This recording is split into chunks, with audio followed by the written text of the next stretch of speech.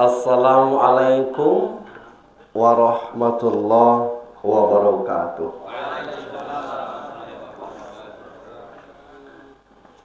Innal hamdalillah. Alhamdulillahilladzi khalaqal mauta wal hayata liyabluwakum ayyukum ahsanu amala wa huwal azizul ghafur.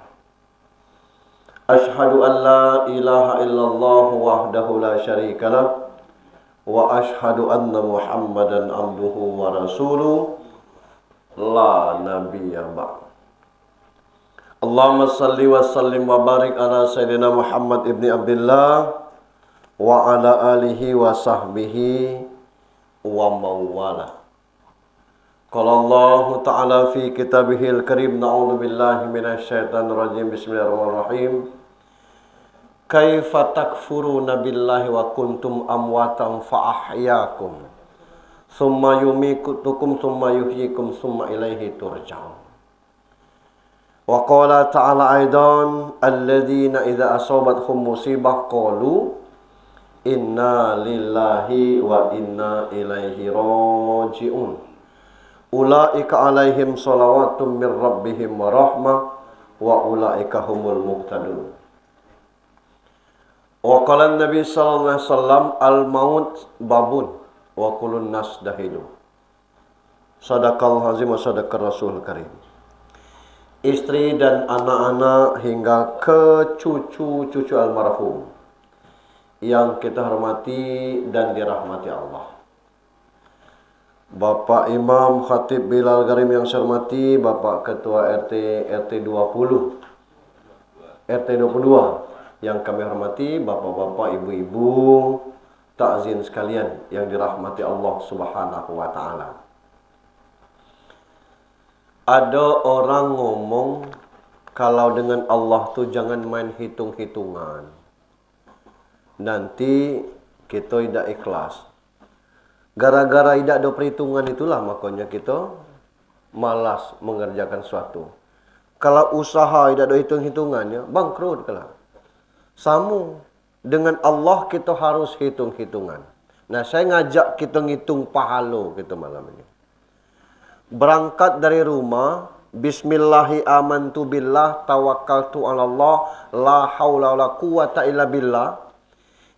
Itu tiap langkah kanan gugur dosa, satu langkah kiri, satu langkah kanan berpahala, satu langkah kirinya gugur dosa. Tinggal ngitung berapa langkah ke sini. Saya tadi bermobil Pak Ustaz. Dua langkah, selangkah naik, selangkah turun. Mungkin putaran ban mobilnya. Dekat Pak Ustaz. Mungkin dekat bolak-baliknya. Itu baru berangkat aja tuh. Wayaku tidak membaca yang amantu billah tadi Pak Ustaz. Ada tak niat ke sini? Ada niat. Sama baik. Aku tadi niat, tidak ada Pak Ustaz. Maluan diajak orang, berpanggil-panggil, melah-melah. Pergi juga, sampai tak ke sini? Sampai, sama pahala. Daripada berniat berangkat tidak? Nah, itu baru pahala datang ke sini. Lalu sampai ke sini, ketemu orang salam satu-satu. Janji Rasul, dua muslim bertemu, lalu berjabat tangan. Allah ampuni qabla yatafarraqa, sebelum jabat tangannya lepas. Itu. Maka salam jangan lama-lama, supaya cepat diampuni. Lalu kita duduk dengar ceramah ini. Rasul pernah manggil Ibnu Mas'ud. Ibnu Mas'ud, kau duduklah di majlis taklim. Ini majlis ilmu nih, walaupun judulnya takziah. Walaupun terkantuk beruk, kata Nabi. Ini tambahan aku yang terkantuk beruk ni. Bawa pena idak, nyatat idak. Dengar juga antara dengar dengan idak. Itu pahalanya lebih besar daripada membebaskan 1000 budak. Budak dulu, bukan budak kini. Budak kini pakai kecil, budak kecil. Itu datang, terkantuk-kantuk, ada pahalanya. Nah, itu. memandang wajah orang alim, itu pahalanya lebih besar daripada sedekah 1000 ekor kuda. Kita ekornya tidak ada. Lalu bersalaman, mengucapkan salam sama muslim, lebih baik daripada sedekah. Ini belum kita cerita yang lainnya. Kalau sejam ceramah tu, hadisnya tu. Kalau 3 jam, 3000 kuda. Tinggal tahan apa tidak bapak-bapak dengarnya? Tahan tak? Aku tidak. Lalu datang takziah itu, nanti Allah kasih, kata Rasulullah, seragam untuk dia. Kapan? 2024? Bukan. Kelak di surga. Datang semalam sestel. Datang 2 malam 2 setel. Ya aku sering, Pak Ustaz. Selemari yang dia kelak itu. Bukan kaos pilkada. Seragam nian. Kalau pilkada tu 2024. Maka itu segalanya pahala-pahala itu. Nah, takziah, tasliyah itu, takziah itu asal katanya aza, ya'zi, takziah, menghibur. Menghibur ini bukan berarti kita ceramah seperti datang ke sini itu sudah takziah. Jangan sampai rumah ini sepi. Sunat hukumnya 3 malam kita datang ke sini. Macam mana kalau tahu bulan depan, Pak Ustaz? Bulan depannya ke sini masih takziah juga namanya. Sesama kita namanya tasliyah, silaturahim. Kita nak ketemu terus susah. Kita pacak waktunya, orang belum tentu. Nah ini tentang itu. Nah, alhamdulillah kalau ada orang tergerak hatinya untuk datang takziah, ini hablum minallah dan hablum minannasnya jalan. Bab Allah ancam, duribat alaihimuz zillatu aina masukifu illa bihablim minallah wa hablim minannas. Hina kamu di mana saja berada kecuali yang berhubungan kepada Allah dan kepada sesama manusia. Salam dan salawat untuk junjungan kita Nabi besar Muhammad sallallahu alaihi wasallam. Bapak Ibu, sabar itu bukan hanya untuk ahli musibah. Mengelola travel umroh juga sabar. Karena orang galak membanding-bandingkan harganya, tidak tahu macam mana pelayanan, hotelnya, jarak hari dan sebagainya. Kami ustaz ni juga mesti sabar. Lama aku duduk, tidak datang kue. Pas kita ceramah datang kue. Nanti apa kan? Pas kita nak balik lah, orang nak balik, urung juga makan itu. Sabar juga. Nah begitu lagi, ndak pilkada ni. Ya Allah, kadang-kadang sedih kami ustaz tu. Ngapa? Besarlah harga baliho daripada honor ustaz. Gitu kan. Itu sabar. Nah Bapak Ibu juga sabar. Tidak seluruh ustaz itu punya nilai guyon yang tinggi. Ada ustaz tidak ceramah seorang. Nyu nak ceramah sama-sama. Nah itu yang berat itu. Malam ini kita hadir malam kedua. Wah kata kita. Meninggalnya Haji Muhammad Ali. Ini ceramah sama-sama gitu. Nah maka itu untuk itu kita harus sabar. Itu. Ada ustaz itu. Belum 5 menit langgar gua. Itu. Ini. Oleh karena itu malam ini cerita tentang kematian ini kita bagi 3. Masalah kematian untuk keluarga yang ditinggalkan dan kita segalanya. Itu. Yang pertama tentang kematian. Ngapo ada istilah husnul khotimah, su'ul khotimah? Mati wafat dalam kondisi baik, wafat dalam kondisi buruk. Karena berdasarkan perbuatan, ketaatan, kemauan kita untuk hal tersebut. Masjid dekat. Corong ngadap ke rumah dia tu. Nyoi ndak ke masjid. Lah macam mana nak husnul khotimah? Orang puasa, nyoi dak gitu. Orang solat, nyoi sibuk nonton. Dari mana dapat husnul khotimahnya? Orang takziah, Nyo sibuk nyelot, itu. Nyeketer. Itu. Nah, dalam 3 bulan sekali dapatlah jackpot. Meloncat. Padahal duit dia itulah. Nah ini. Itu. Nah maka yang kita inginkan itu kematian yang husnul khotimah. Apa yang bisa kita dapatkan dari kematian husnul khotimah itu? Dalam sebuah hadis dikisahkan, kalau kita matinya husnul khotimah, Pak, Bu, malaikat yang datang tuh nian bingung. Didatangi, dicabut nyawanya lengat mulut. Mulut ini menolak, Pak. Kamu siapa? Kata mulut. Saya malaikat maut. Nak ngapo?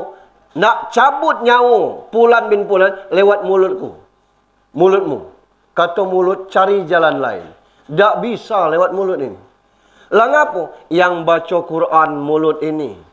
Yang usolli ini, usolli itu mulut ini. Yang baca doa mulut ini. Yang sering tahlilan mulut ini. Yang sering zikir mulut ini.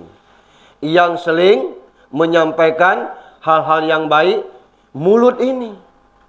Cari jalan yang lain. Itu. Nah, malaikat cari lewat jalan tangan. Kata tangan tak bisa. Tiap tahun yang mengeluarkan zakat tangan ini. Tiap selesai solat, yang hitung subhanallah, alhamdulillah, Allahu Akbar, tangan ini. Malam Jumat di RT kami ada tahlilan. Ngitung la ilaha illallah sampai 100 tu jari ini. Kalau ada santunan yang nyantun tangan ini. Ketemu kawan salaman tangan ini. Membantu orang kerja gotong royong anaknya nak nikah, tangan ini. Bayar bantuan untuk kotak undangan, tangan ini. Ngasih uang selawat, tangan ini. Neken kwitansi kosong juga, tangan ini. Tak bisa lewat tangan itu. Cari jalan lain. Malaikat lewat kaki. Kata kaki jangan lewat ini. Ngantarnya ke masjid kaki ini. Ngantarnya terawih kaki ini. Ngantarnya kerja nyari nafkah untuk anak bininya tangan kaki ini. Itu. Ngantarnya berwuduk kaki ini. Ngantarnya nengok orang sakit, nyelawat orang meninggal kaki ini. Itu. Cari jalan lain. Nak dicabut jalan mata, kata nak mata tidak bisa. Siang sering nengok Al-Quran mata ini, yang sering nengok sejadah mata ini. Yang sering nengok khatib mata ini. Lewat telinga, kata Tuhan. Nak dicabut lewat telinga, kata telinga, tidak bisa. Yang sering dengar azan telinga ini. Yang sering dengar orang ngaji telinga ini. Yang sering dengar ceramah telinga ini. Tapi yang sering dengar ibu-ibu ngobrol, telinga ini juga. Sekali-kali. Nah, malaikat melapor ke atas. Tak usah dicabut Tuhan, tak ada jalannya. Kata Tuhan, jangan, jatahnya habis. Lah macam mana kita nyabutnya? Tuliskan namaku di telapak tanganmu. Tampakkan ke dia.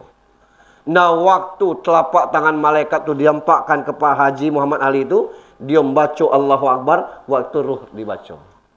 Ngapunya pacak membaca Allahu Akbar? Karena kita sering ngece Allahu Akbar. Di mana kita sering ngece Allahu Akbar? Di solat. Tak ada yang paling banyak membaca Allahu Akbar kecuali di solat.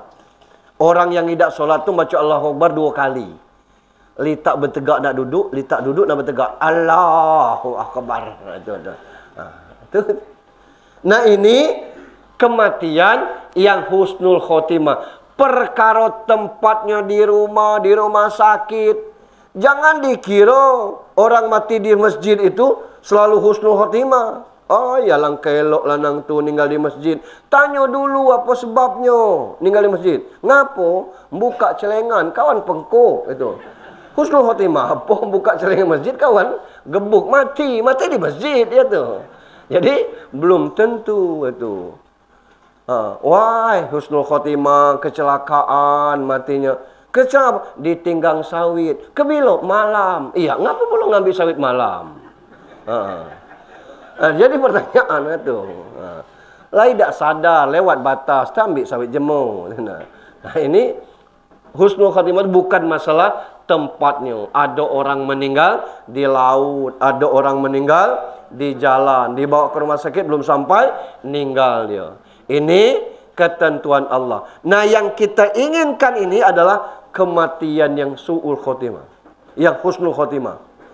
Kalau kita dapat bagian seperti ini, Masya Allah, dalam surat An-Nahl dikatakan alladzina tatawaffahumul malaikatu thayyibina yaquluna salamun alaikum udkhulul jannah bima kuntum ta'malun.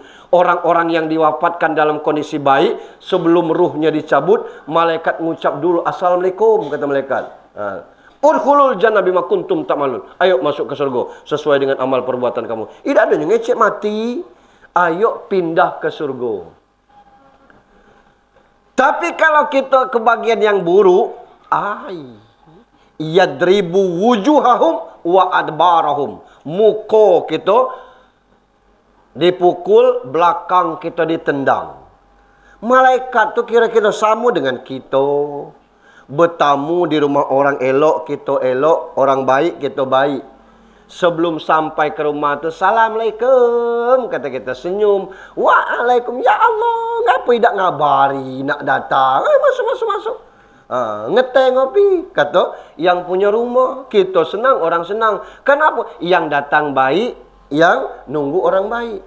Cuba tengok polisi ngepung rumah pelaku narkoba atau rumah begal. Tidak ada malaikat. Assalamualaikum, keluarlah kami lah ngepung. Itu. Hitungan ketiga kak keluar ya, 1, 2, tidak ada. Kami tahu sudah dia keluar. Itu. Tidak ada sopan-sopannya. Itu. Ya yang kita inginkan itu husnul khotimah. Tapi macam mana husnul khotimah atau balik kepada kita masing-masing. Ada kemungkinan kita mati itu, kata Adi Hidayat Abdul Somad, sesuai dengan perbuatan kita. Ada orang mati sedang baca Quran. Ngapa tiap petang baca Yasin ngelintuk aja. Ada orang mati sedang tahajud lah, tiap malam dia tahajud. Ada orang sedang puasa, Senin Kamis puasa Nabi Daud, puasa Yaumul Bid dia puasa, mati sedang puasa dia. Ada orang mati sedang solat, itu. Ada orang mati sedang sedekah, sedang ceramah, jarang. Itu. Nah, karena tergantung kepada perbuatan kita. Dan ada cerita yang saya ulang-ulang, cerita mohon maaf lah pernah dengar atau sering dengar. Lah ditalkinkan tidak mati, diyasinkan tidak mati. Kata imam, adanya nyimpan ilmu hitam tak laki kamu ni? Tidak tahu aku Pak Imam. Adanya pakai susu-susu tak? Tidak. Lah diyasinkan sudah, ditalkinkan sudah. Ngapa segonian matin? Siapa kawan suami kamu? Ada Pak Imam. Bisa ditelepon tak? Bisa Pak. Ditelepon kawan. Kurang dari 5 menit sampai. Datang. Ngapa Pak? Kau kawan kamu? Woi, ya Allah, sekarat maut. Iyo. Lah 2 jam kami nunggunya. Lu putus-putus nyawa ni. Lah berapa lama kamu berkawan ni? Lah sejak SMP Pak Imam. Seberapa akrab? Iya, rokok sebatang, sehisapan, kopi segelas, sehirupan kami ni. Maaf. Ada tak kamu belajar ilmu hitam berdua? Tidak ada. Bukan itu kerja kami. Ada tak kamu yang penyimpan jimat atau berdukun-dukun? Tidak ada.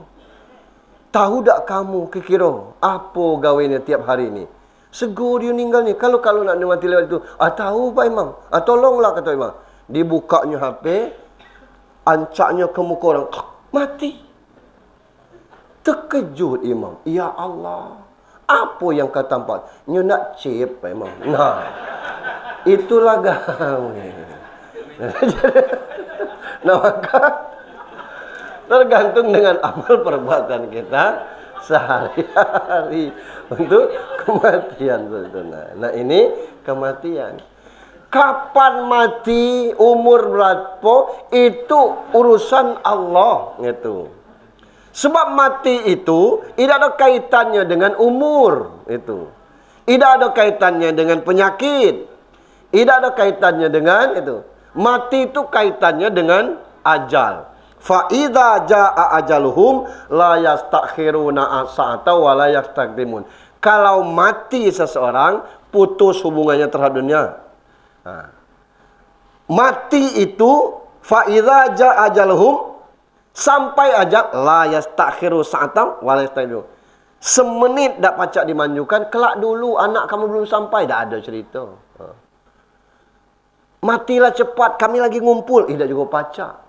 Kalau sudah sampai, semenit dak pacak maju, semenit dak pacak mundur. Ngapo kita mati? Karena bernyawa.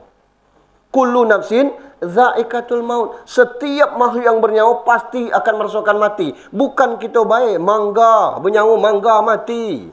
Ayam bernyawa, ayam mati. Sapi bernyawa, sapi mati. Cuman bedanya kita ni manusia. Kalau sapi mati, selesai. Tidak ada orang bawa ceret nah kemana? Ziarah ke makam sapi, dah ada. Nah kita ni mati, pindah ke alam. Maka dibacakan kata tadi, wala taqulu lima yuqtalu fi sabil amwat bal ahya. Jangan dikata orang terbunuh jalan Allah tu mati, dia hidup. Ali paman ni masih hidup, tapi hidupnya sudah di alam barzah. Gitu. Beda. Karena ada 7 alam yang harus kita lewati. Alam ruh lah lewat. Alam kandungan 9 bulan 10 hari gitu. Alam dunia itulah kini. Alam barzah itu tempat almarhum. Sudah kelak yaumul ba'ad, bangkit dari kubur. Kemudian yaumul mahsyar. Terakhir nanti kiamat. Sama dengan fase kita hidup juga ada 7 atau 8 fase hidup kita ni. Gitu. Fase pertama kita itu jadi bayi. Fase kedua anak, kanak-kanak. Fase ketiga anak-anak. Fase keempat remaja. Fase kelima dewasa. Fase keenam menikah. Fase ketujuh tua. Fase kedelapan mati. Jadi mulai dari bayi, anak-anak, kanak-kanak, anak-anak, remaja, dewasa, menikah, tua, mati. Kalau ditengok kita sekarang ini dalam posisi yang keberapa gitu? Posisi ke-7 lah tua. Kalau lah posisi ke-7 tinggal satu lagi nih. Posisi ke-8 mati. Ada orang bertanya, ada solusi apa Ustaz? Ada. Balik lagi ke posisi ke-6. Apa? Menikah lagi. Itu. Mundur lagi dia. Nah itu. Ini kematian. Jadi jangan dikatakan mati karena sakit, sebab kullu da'in dawaun. Tiap-tiap penyakit mesti ada obatnya kecuali maut. Ada orang gara-gara kecelakaan, belum tentu kecelakaan, bisa jadi mobil di depan dia bermotor, sedang depan mobil itu rohnya dicabut. Nah orang bermotor tidak bernyawa, nombor mobil dia.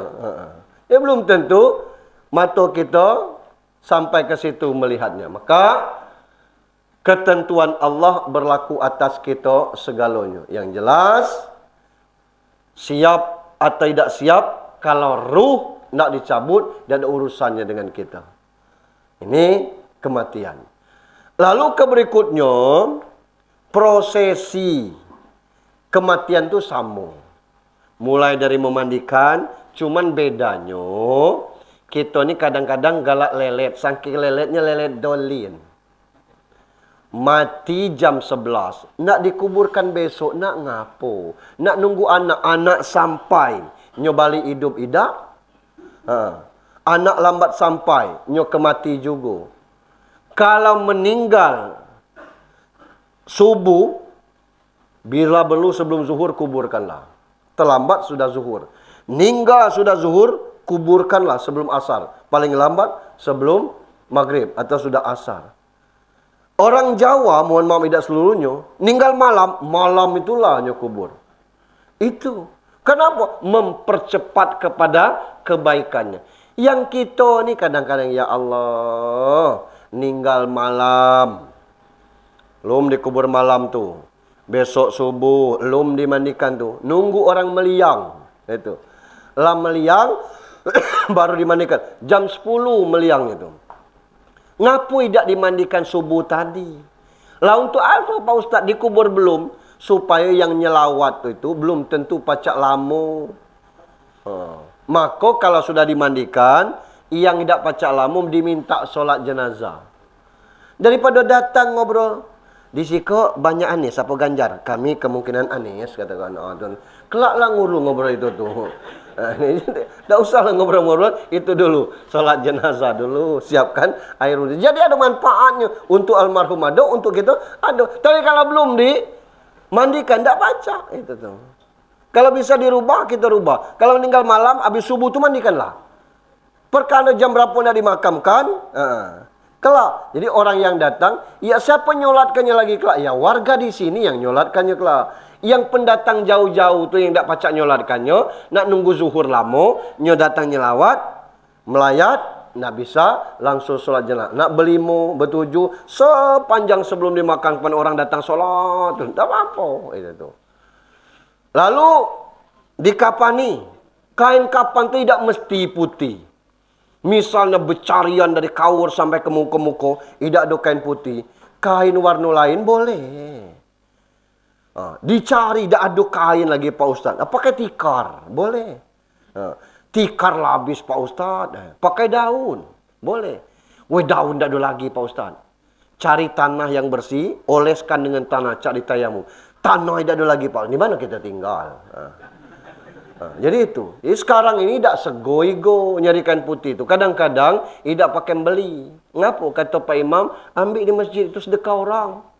Tidak dipakai kelak. Renyas kain itu tuh. Rusak dia. Lado kain. Nak berapa meter, lado orang sedekah itu. Ini kain. Lalu solat jenazah. Nah ini juga belum tertradisi dengan kita. Yang datang ngiring jenazah itu beratus sampai ke masjid. Ramainya. Begitu masuk ke masjid, tinggal orang 20. Yang banyak tadi melepet di pinggir itu sambil ngisap sepen. Ya Allah. Sepen belum habis, orang lah assalamualaikum. Sebentar sholat jenazah tuh. Nah, kalau sholat jenazahnya sudah zuhur, selesai sholat zuhur tuh, imam jangan dulu bawa wirid itu. Assalamualaikum warahmatullahi, assalamualaikum warahmatullahi. Bila perlu langsung doa. Kalau tidak tu dah usah doa, langsung ngomong. Bawa jenazah ke depan. Kelak dulu sebelum orang zikir, sebelum orang sunat. Ngapo? Yang solat jenazah ni fardu kifayah hukumnya. Segera dipercepat. Ini kadang-kadang orang nunggu lama. Subhanallah, subhanallah. Katakan gaya ini. Allahu akbar, Allahu. Doa dari Sungai Hitam sampai ke Betungan di bed seret panjang idak. Akhirnya orang balik itu tuh. Nah jadi urusan sholat sunat sesudah zuhur tuh pacak balik dari kubur boleh. Ya nemuan ke masjid lagi Pak Ustaz. Tidak mesti di masjid sholat sunat itu. Di rumah boleh.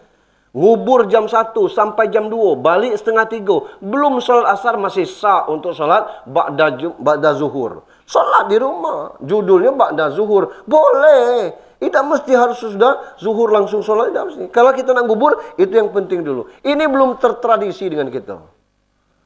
Yang benarnya bawa jenazah. Ini macam mana Pak Ustaz? Palak duluan, kaki duluan. Jangan direbetkan urusan itu. Palaknya duluan, kasih payung di depan. Kaki duluan, kasih payung di belakang. Ngapo? Saya pernah ketemu, ini nyata kisah di Bumiayu. Jenazah keluar, biasanya kawan-kawan dia palaknya duluan. Jadi dipayung. Anak almarhum tu ngomong, bukan binatang bak kami tu, boy. Palak berjalan duluan.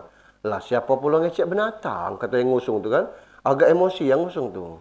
Elok-elok, macam mana yang benar itu? Palak duluan tu binatang, katanya kan. Ngomong elok-elok, kaki duluan. Beli god lah cik ni kan tu nah. Kaki duluan, itu. Payungnya pindah ke belakang. Imam keluar, kata imam. Ngapa pula mayung kaki? Itu. Lah bukan kakinya nih Pak Imam, palaknya di belakang. Pelajaran mana yang palak di belakang nih? Ya tadi palak di depan lah, kata orang. Salah, ini palak di belakang salah. Iko ada ustaz, aku ada waktu itu. Tanya dengan ustaz. Kataku kalau nak nyala tua ni kan. Kalau nak masuk surga, bawa melintang, saya bilang. Marah Pak Imam, jangan main-main. Orang bertanya serius. Tidak ada aku main-main serius aku tu. Ada dalil yang apa dalilnya? Tengok bayi dibawa, melintang tu. Masuk surga dia. Anak kecil melintang dibawa, macam ni nak. Masuk surga dia tu. Nah, jadi jangan kita ribetkan untuk kepala duluan boleh itu. Kaki duluan silakan, tergantung kebiasaan warga setempat. Dimakamkan. Nah, untuk ibu-ibu ini hukumnya makruh ke kubur itu. Ada yang ngomong haram. Ngapo makruh? Kelak jadi urusan. Lu mengurus yang ninggal, apek pingsan situ. Mekik dia saya, alah, nenek, kata-kata itu. Siapa tuh? Ah, bininya, anaknya. Jadi tidak ke masjid itu lebih baik. Gitu. Tapi kalau ke masjid tidak haram, tidak makruh. Makruh itu lebih baik ditinggalkan. Ada ibu-ibu, lepaskan aku. Amun aku ada di situ, aku sudah lepaskanlah. Terjun niannya ke situ, timbun dia duluan. Nah, bukan aku ngapu masuk sini. Nah, itu. Kadang-kadang kita nak baliknya, belum nak balik, masih meluk kuburan, tinggalkannya seorang. 10 menit nengok kanan, nengok kiri, balik deweknya kelak. Ini kan jadi urusan itu. Nah, ini memang ada hadis yang tentang itu, makruh hukumnya perempuan datang. Tapi kalau kuat silahkan. Itu selesai urusan. Nah, selesai tentang fardu kifayah itu, penyelenggaraan tablik musibahnya ini, takziah itu beda-beda gitu. Ada yang pakai yasinan tahliyah sudah asar. Ada yang yasinan bayar sudah asar, tahlilan sudah maghrib. Ada yang habis asar kosong, habis maghrib kosong, habis isya baru takziah. Silahkan. Tidak ada masalah tentang itu. Boleh Pak Ustadz? Boleh itu tuh. Nah, ngapo kita isi dengan yasinan tahlilan? Lah supaya kita ada amalan di sini. Orang yang meninggal tuh kata ulama 40 hari, 40 malam tuh betul-betul butuh pertolongan kita. Dari mana tahu Pak Ustaz? Lah dari ayat. Rabbana ighfir lana wali ikhwanina alladzina sabaquna bil iman wala taj'al fi qulubina ghillal lil ladzina amanu rabbana innaka ghafurur rahim. Ya Allah, ampuni dosa kami, dosa mak bak kami, orang-orang yang beriman sebelum kami. Berarti boleh kita doakan orang yang mati sebelum kita. Yang kedua, Rasul nian ngajarkan doa, Allah maghfir li hayyitina wa mayyitina. Ya Allah, ampuni kami yang masih hidup dan orang yang sudah mati. Itu boleh. Rasul pernah menancapkan pelepah kurma di makam. Ngapa Rasul selagi pelepah kurma ini berair, dia akan berzikir untuk orang yang meninggal. Pelepah kurma baca berzikir, apalagi kita. Kecek orang tahlilan itu tidak boleh. Kecek siapa? Kata Ibnu Taimiyah, man halala summa ahdasa wa bahu ilal mayit yantafa'u bihi. Siapa yang baca tahlil dikirim kepada mayat sampai kepadanya. Kebilonya sampai Pak Ustaz, bukan urusan kita, urusan malaikat. Jangan ngambil kerjamu. Ini tuh. Apa buktinya sampai Pak Ustaz? Nah, agak ribet gitu. Kalau aku tidak pula aku ribetnya tuh. Nak nengok bukti tahlilan kita sampai, sudah baca tahlil itu tunggu agak sejam. Berbalik ada. Tidak berbalik sampai itu. Itu. Kita segonian urusan-urusan yang mana model itu. Maka di bawah 40 hari itu kita biasa ada minggu hari, 7 hari, 40 membantu orang yang sudah meninggal ini. Boleh, silahkan. Yang pada kami ni Pak Ustaz yang tidak pacak berubah ni, yang makan-makan tu nah, ni 2 hari makan, 7 hari makan. Boleh tak? Haram tak? Sejak kapan makan nasi ni haram? As'ad bin Ubadah tanya ke Rasul, ya Rasulullah, ummi macat. Rasul, mak aku mati. Terus, apa tasaddaqu anha ya Rasulullah? Boleh tak kami bersedekah untuk mak kami yang dah meninggal? Patasaddaq ya As'ad, bersedekahlah kau As'ad. Ditanya lagi As'ad, ayo sedekah tu Abdul ya Rasulullah. Apa sedekah yang paling Abdul? Sakiul mak, ngasih air putih. Orang yasinan tahlil di rumah kita masuk tidak tunjuk air putih. Apa air putih? Yang paling ringan. Maksudnya jangan sampai urusan doa mendoa ni terutang lagi. Utang yang ada ini kita minta dilunasi kalau ada. Jangan bikin utang baik. Tidak mesti harus gulai daging. Tidak mesti gulai ayam. Ada nangko gulai nangko. Ada kates gulai kates. Tidak ada galaunya gulai genjer. Tak mungkin imam ngecek melah balik kita siapa nangup ke genjer ni. Tak ada. Menak makan. Tak. Jadi jangan sampai terutang tu. Tapi ini boleh silahkan. Kami tak Pak Ustaz lah, tidak apa-apa. Kalau tidak maksud saya boleh tu. Nah, yang jangan nih untuk anak-anak almarhum, tak usah berpikir nak beli kijing atau nak mengkeramik makam almarhum. Haram hukumnya.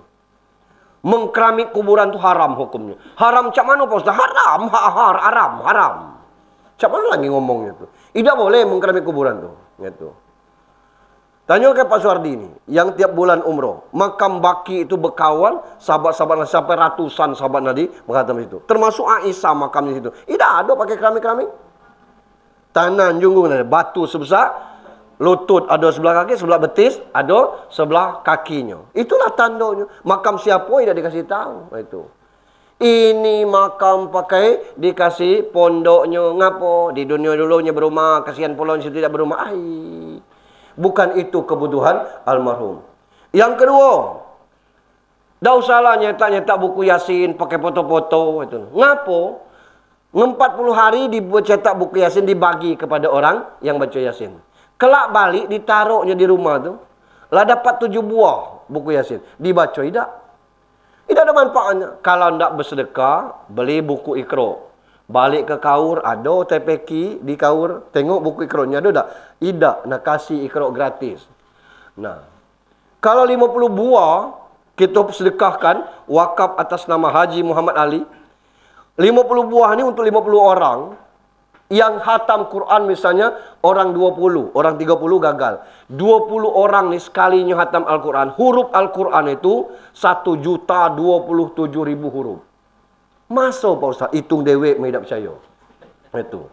Kali 20 pahalanya mengalir kepada Haji Ali Paman. Karena itu wakaf atas mal. Itu ada manfaatnya.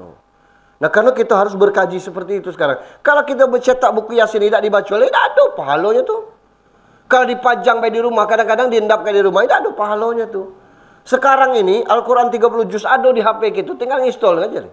Nah, itu untuk anak-anak almarhum. Yang berikutnya, doa.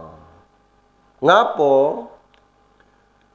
Paling tidak setiap selesai solat, jangan pernah lupa mendoakan orang tua. Karena almarhum tidak lagi butuh kuota, tidak lagi butuh pulsa, dia butuh doa. Almarhum berinvestasi selama di dunia, dia berhak menikmatinya. Lewat hadis, "Idza mata ibnu Adam, in kata amalhum ila dunya illa min salas." Mati masing-masing kita ni kelak, putus hubungan terhadap dunia kecuali 3 hal. Sadaqatin jariyah. Sedekah jariyah itu tidak mesti dengan duit. Tidak mesti dengan barang. Saya dapat informasi kematian isteri mantan Kakanwil kita, Pak Muktari di Bajuri. Itu. Begitu sudah 7 hari isteri meninggal, beliau ngomong kepada anak-anak, kalau kamu nak makai pakaian mama, kamu ambillah satu-satu. Yang mana yang sedang ambil. Selesai anak-anaknya ngambil, menantunya karena anaknya lanang galau. Itu. Selesai. Selebihnya dia kasih galau dengan orang. Sehingga tidak tersisa selembar pun. Kosong lemari. Ini yang sebenarnya tuntunan yang benar. Orang tua dahulu jas mahal, gaya disedekahkan. Jangan diapa-apakan baju bapak kamu.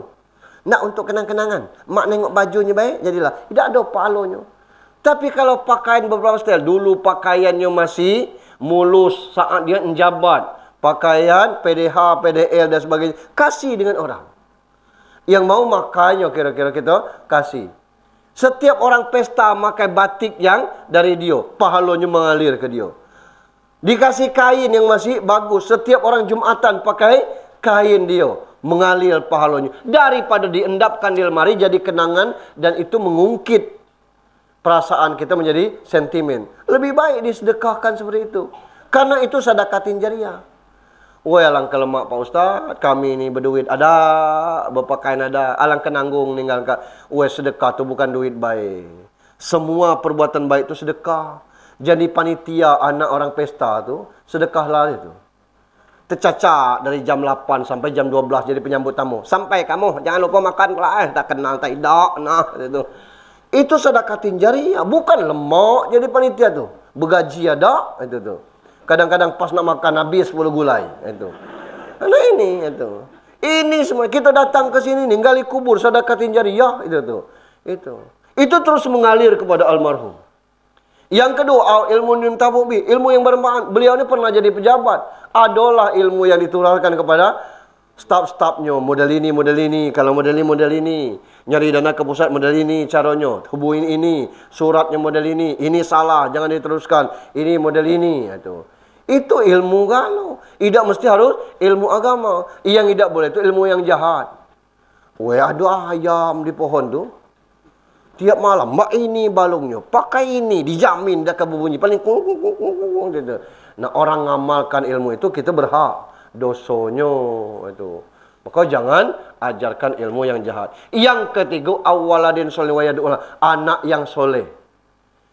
Hadisnya awaladin anak yang soleh itu bukan cuma anak ahli paman. Tapi kita segalanya. Kalau anak almarhum bunyi hadisnya aubaninin. Anak Muhammad Ali yang dimaksud. Ngapa tidak aubaninin? Karena ada orang mati bujang, mati gadis, mati belum sempat punya anak, meninggal. Mana anaknya?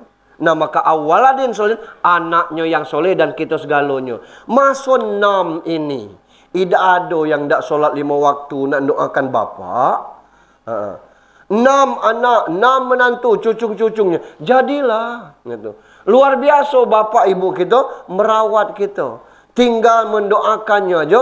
Kita. Karena zaman sekarang ini luar biasa. Ada anak yang ngadu bapaknya. Urusan harta warisan.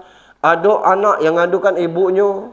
Ada anak yang nitip mak baknya ke panti jompo. Wai, tak selamat kita.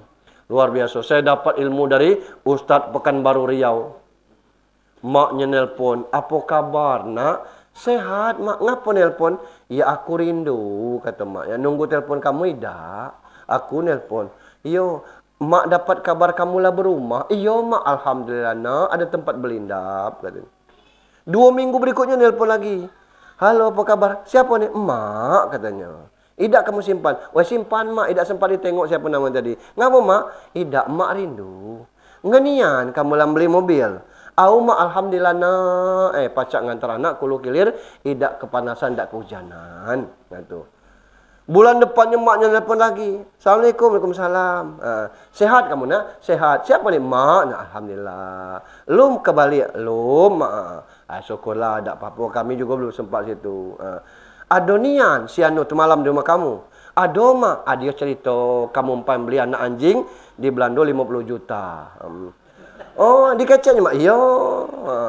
Keceknya kamu ngenjuk makan anjing 50, sakap 50 sebetang. Iya mak, alhamdulillah nak. Doakan mak yo. Mak bermohon kepada Allah kalau pacak mak lahir 2 kali. Iya ngapo mak? Kalau mak terlahir yang kedua, mak nak jadi anak anjing baik. Weh, kalau mak lah nelpon benda itu, tidak selamat gitu. Beli anak anjing 50 juta. Ngemak tidak terkirim. Sungguh sebotol. Itu. Ini kita anak-anak. Tidakkah selamat kita dengan demikian. Maka orang tua kita doakan. Apa yang bisa kita buat? Bukan cerita bohong. Kisah sahabat Alqamah yang susah sakarat mautnya karena jahat kepada orang tua. Nah doa-doa anak ni, doa-doa kita insya Allah sampai. Hanya aja kadang-kadang kita lupa nyiapkan celengannya. Apa celengan? Orang kita Bengkulu ini jiwa sosialnya luar biasa. Asal diajak Pak RT di grup WhatsApp malam pagi yasinan di rumah Pak Muhammad Ali, pasti datang orang Pak RT. Nah, itu. Yasinan ini orang mati bunuh diri masih kita tahlilkan. La ilaha illallah, la ilaha illallah. Ada yang ngecek tidak akan nyampai mati bunuh diri. Terserah di situ. Urusan kita bukan nyampaikan, kata Pak Imam. Urusan kita membaca. Nah, ngapa perlu mending nyampaikan itu? Kemana kita nak nyampaikannya? Nah, itu. Orang mati bunuh diri masih diyasinkan orang. Saking kejiwa sosial. Nah, yang macet ini, orang 7 malam mentahlilkan kita, yasinkan kita. Nak dikirim, tidak ada tempatnya karena kita tidak menyiapkan diri. Maka kalau kita tidak solat, anak mendoakan, kemana tempat solat itu? Tapi kalau kita solat, Orang tidak doakan, anak tidak doakan, insya Allah kita selamat. Kita tidak sholat, tapi orang yasidkan ila hadratin Nabi Muhammadin Mustafa Rasulullah sallallahu alaihi wasallam khusus Junaidi bin Hamzah Al-Fatihah. Melayang nih ke langit. Tidak ada guna Tuhan tuh. Dikirimlah ke malaikat penjaga kubur. Di situ bermasalah. Begitu sampai ke malaikat penjaga kubur ngomong, the number you're calling out of area, please try sebenarnya menit again. Nomor yang Anda tuju di luar area. Cobalah beberapa saat lagi. Tidak nyampe, tidak ada sinyal. Nah, maka siapkan sehingga kita ada persiapan, doa orang bisa masuk. Nah, ini untuk anak-anak yang ditinggalkan.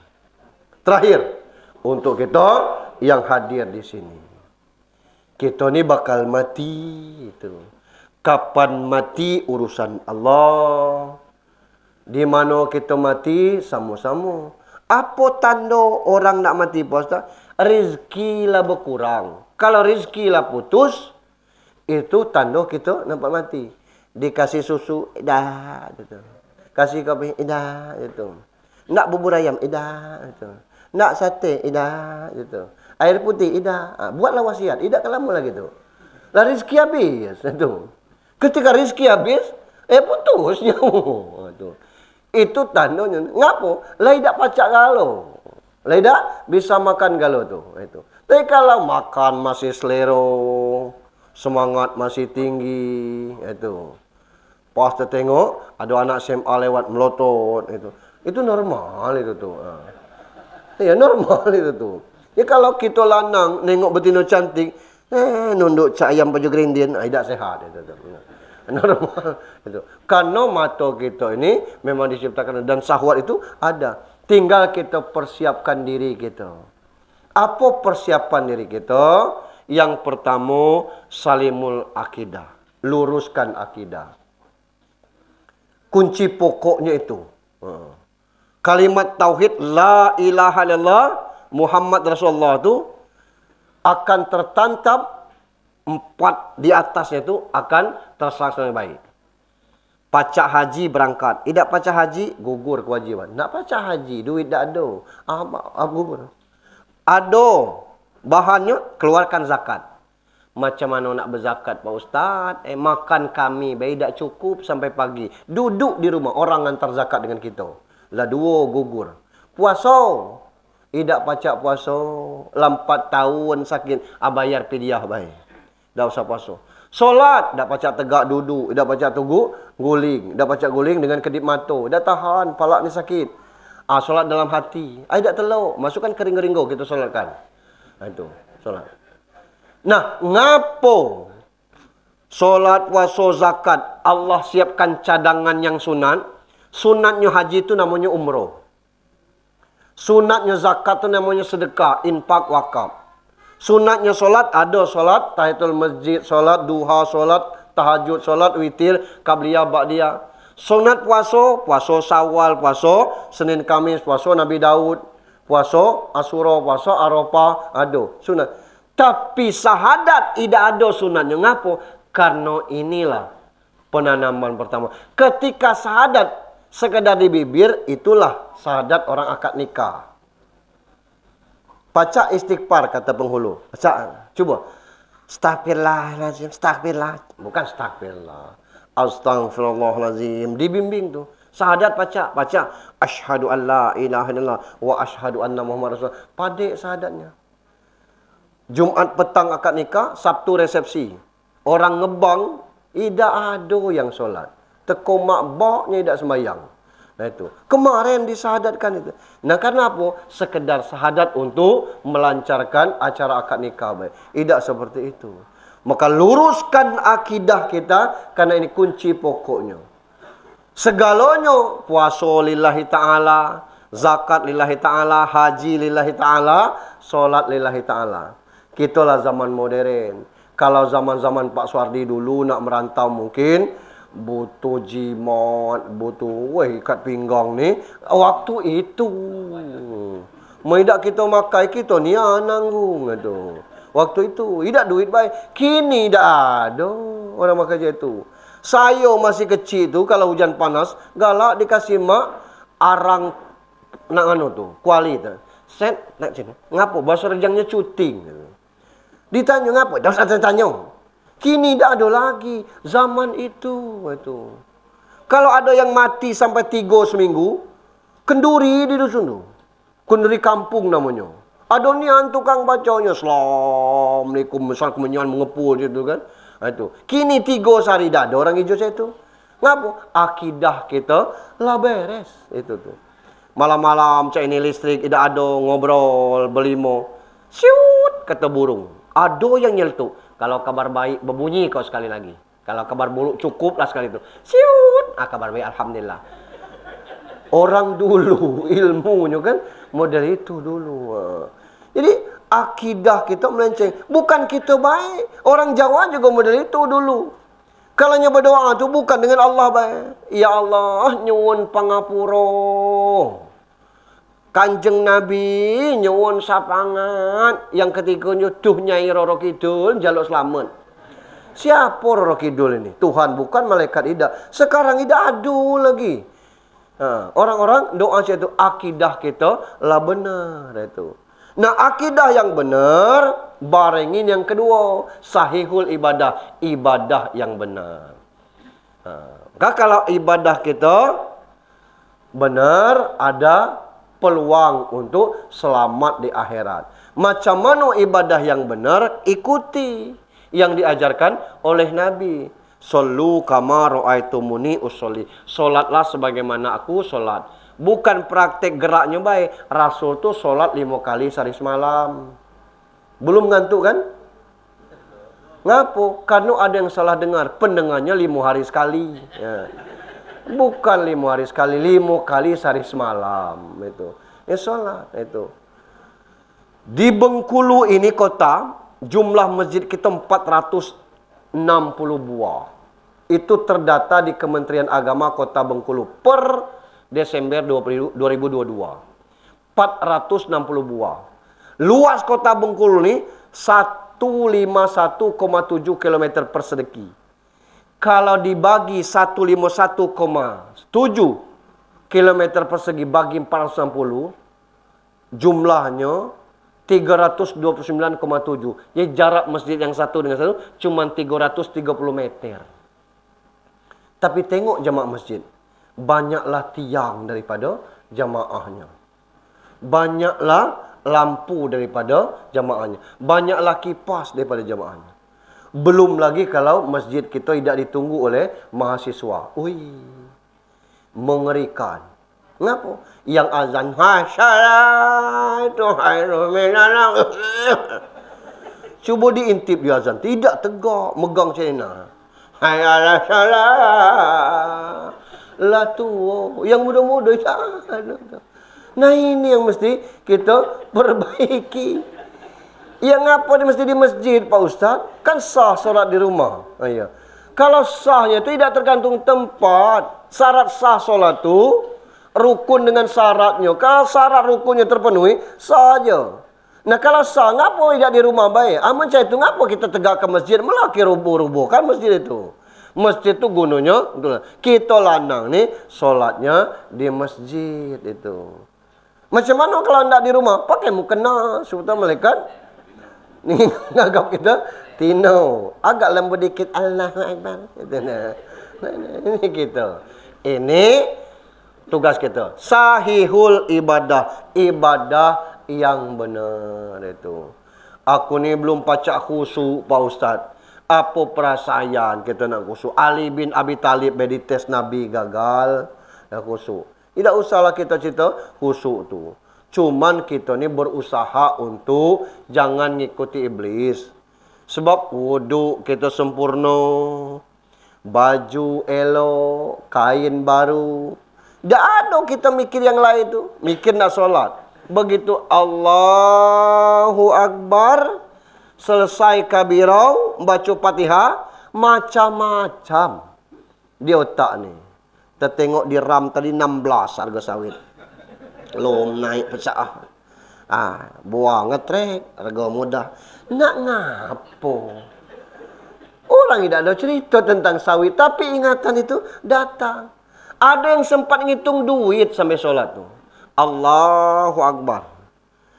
Duit 50, beli minyak 20. Gula 15. 35, di mana 15 lagi? Di bawah jok motor. Yo, di jok motor. Tengok ada niat itu. Selama sholat, itu kerja iblis. Jangan diikuti begitu teringat. Kita makanya ada namanya rukun kauli. Allahu Akbar tu mesti berbunyi minimal Allahu Akbar. Tidak balik. Tidak buka mulut, tidak boleh. Itu rukun kauli. Al-Fatihah tu rukun kauli. Minimal kedengaran kita dewek. Alhamdulillah. At-tahiyat tu rukun kauli. Harus kedengar. Assalamualaikum rukun kauli. Jangan Ustaz. Tidak tahu jemaah di belakang tu kelak. Itu rukun kauli. Mesti kedengaran kita membacanya. Nah ini solat. Ibadahlah. Itu. Nyu ngapa main pakso ibadah? Ada dalilnya tak terpaksa? Ada. Kata Nabi, ajar anakmu umur 7 tahun solat. Umur 10 tahun tidak solat, pukul. Nah kita ni 40-50 bukan lagi dipukul. Gilas pakai mobil Wales tu nah.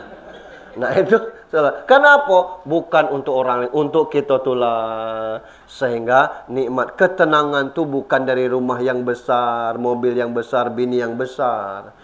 Tapi ketenangan tu ala bizikrillah tatmainul qulub. Banyak mengingat Allah, jiwa menjadi tenang. Itu. Nah ini kita bawa enjoy hidup ini. Rezeki sedikit itu. Tapi kita bahagia. Ada orang yang gajinya 50 juta per bulan. Dengan bini ribut terus. Anak narkoba. Mertua merepet. Di mana kenikmatan gaji 50 juta per bulan? Mending 100 juta per bulan tapi tenang. Itu. Daripada 50 juta tapi tidak tenang. Nah maka bukan masalah besar kecil, tapi ketenangan itu ada di batin, bukan di rezeki. Saya galak nyontoh, ibu-ibu misalnya suaminya bawa gulai daging ruso. Nah bu, ruso direndang ini nih. Bini jam 10 malam merendang. Bukan ringan, kelapa nak diparut, nak banyak, nak digonseng, nak digiling lagi. Selesai masak jam 12:30 tu kata orang rumah, nah makan apa juan dia ni? Dengar pajuan itu, urung kita makan. Walaupun itu kita sangat lapar. Ngapa? Binatang pajuan itu. Tapi ketika kita balik buka tudung, tinggal kerak lagi hitam. Iya, ma kata kita. Habis nasi. Lah, biasanya ayam makan di kantor.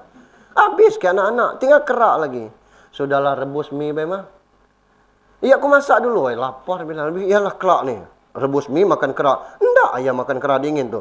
Kan rebus mie kerak panas itu. Mie kuah masukkan kerak tu. Ngop makan. Kerak hitam. Itu. Ya berkeringat. Ayah ni kata bininya. Kipasi mah katanya. Nah yang kipas. Aku sambil bernyanyi boleh pak? Boleh. Itu. Kita makan kerak campur super mie. Bini ngipas sambil bernyanyi. Rembulan bersinar lagi. Habis kerak tu. Apa masalahnya? Penyajian. Bukan masalah menunya.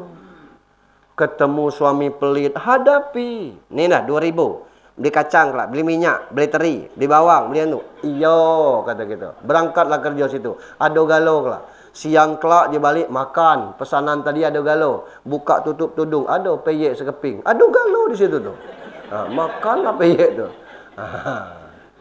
Jadi ini. Jadi tidak ada kita kehilang angka. Tinggal macam mana lagi kita ibadah. Dengan ibadah ini bukan memperlancar rezeki. Tapi dengan ketenangan rezeki yang ada bisa dinikmati. Kalau tidak tenang, rezeki banyak, tidak bisa kita nikmati. Maka benarkan dulu ibadah kita. Ibu-ibu, jangan galak solat subuh sendiri. Itu. Misalnya kan suami ngorok, bangunkan. Ini kadang-kadang ibu, dia solat sendiri. Suaminya, Dia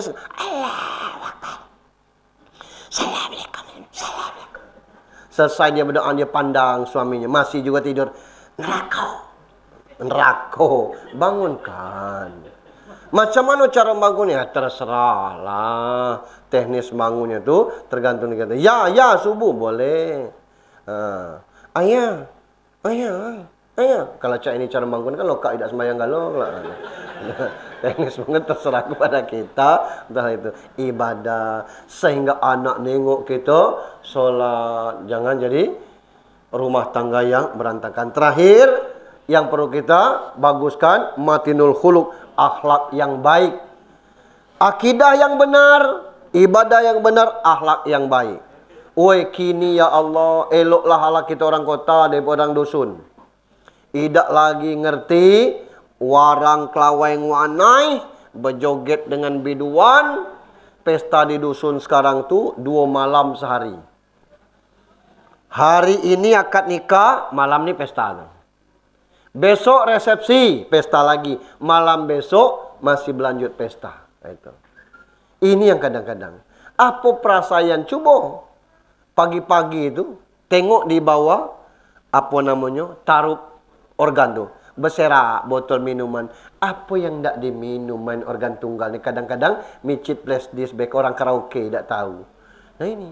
Ini yang kadang-kadang kita rusaknya. Akhlak kita rusak. Cuba dicek dusun mana yang belum tembus narkoba. Lah tembus galau.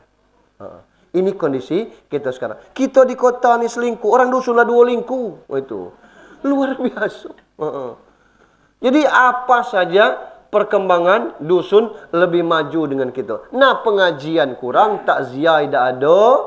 Kegiatan agama. Sejumat sekali buka masjidnya. Syukur. Kadang-kadang imamnya tu masih di kebun. Akhlak. Kalau ibadah kita benar, akhlak kita akan benar. Kalau akidah kita benar, insya Allah akhlak kita benar. Akhlak kepada Allah dan akhlak kepada kedua orang tua. Anis kurli wali daika. Bersyukur kepadaku dan kepada kedua orang tua. Nah, kita sekarang tidak ada lagi harga menghargai untuk hal demikian. Ada satu ungkapan orang Arab.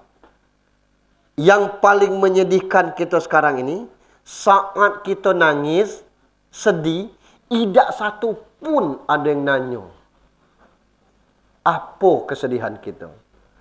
Saat kita bahagia, tidak ada satu pun yang doakan. Oi, selamat, mudah-mudahan berkah dan sebagainya. Saat kita nangis, tidak satu pun orang yang nak ngelap air mata kita. Tapi saat kita melakukan salah, sekali aja seluruhnya menghujat. Itu. Buruk galau di mata kita. Maka ada orang azan jam 9 pagi itu. Weh, heboh. Allahu Akbar. Jam 9 pagi dia azan. Datang orang sekampung. Gila kau ni. Jam 9 ini. Zuhur belum sampai. Subuh 5 tahun aku ngebang sini ni. Subuh aku ngebang, asar aku ngebang. Datang 3, 4, 5. 3, 4, 5. Nah ini aku ngebang jam 9. Datang galau. Yang gila saya apa kamu? Nah itu. Maka ada di Malaysia tu Pak. Ini kisah nyata ni. Masjidnya besarnya. Tapi banyak nian orang gila di masjid itu. Rupanya imam masjid itu ada orang gila. Dilayaninya. Dikasihnya makan. Dikasihnya pakaian, suruhnya mandi. Kalau orang gila tu dia layani mereka itu, dia betah di situ. Gitu. Datang 1, datang 2, datang 3 orang gila ni. Tapi dilayani oleh imam tu, dikasih makan, dikasih baju bersih dia. Ada wartawan nanya, apa tidak ganggu? Awal-awal dulu yang ganggu, tapi kita kasih tahu jangan ganggu itu. Tidak lagi itu. Terus wartawan nanya, ngapo bapak melihara orang gila dan berkenal orang gila di masjid? Yang tidak gila tidak nak ke masjid. Nah itu. Itu. Nah. Siapa orang kita yang tidak ada lagi lahan di utara, di mana, di Talo, di Bintuhan? Tanyalah di mana dia berkebun? Di Jambi. Itu. Kita tanya, masih ada tak kubu? Tidak ada lagi kubu Jambi itu. Kubu Jambi sekarang lah pacak membaca. Lah ngerti duit. Lah ngerti berpakaian. Alhamdulillah. Lah banyak masuk Islam. Luar biasa.